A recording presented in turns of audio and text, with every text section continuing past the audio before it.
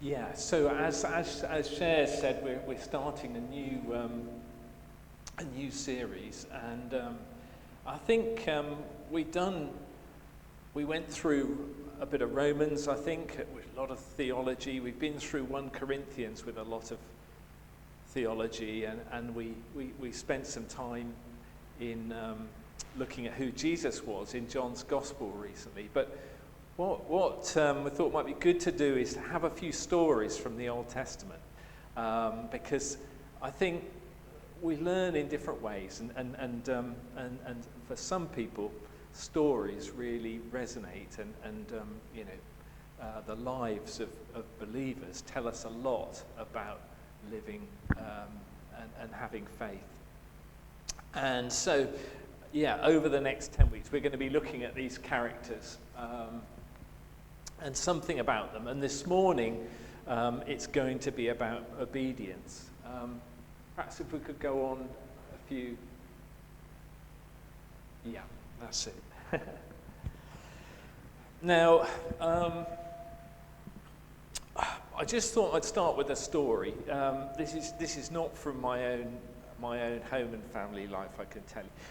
But I think a story I heard on the radio, and it goes something like this. There's a husband who's very passionate about his football club and his football, and comes home and after a hard day's work and has a lovely meal which the wife's prepared, and then he sits down to watch the football match, and the wife's not particularly keen on football, and she goes and finds other things to do.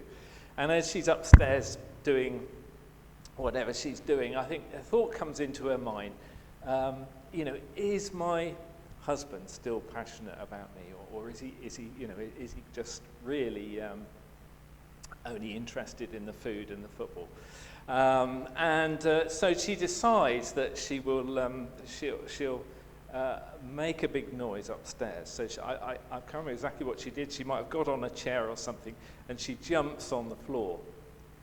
And the husband downstairs hears a big bang, and he thinks, "What on earth's that?" He charges upstairs into the room where she said, and says, "Are you all right? What was going on? I just heard this enormous bang." And she said, "Yeah, well, I'm all right now because I know that you still love me."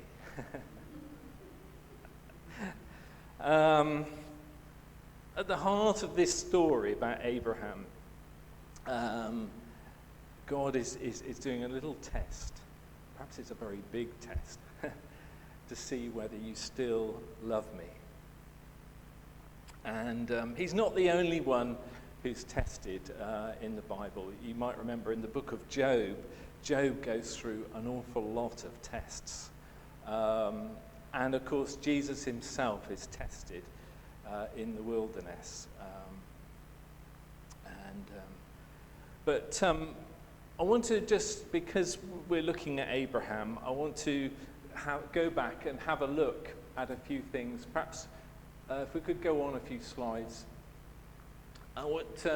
So this is about Abraham, and so just to let you know that Abraham is living in a world about 2000 BC. It's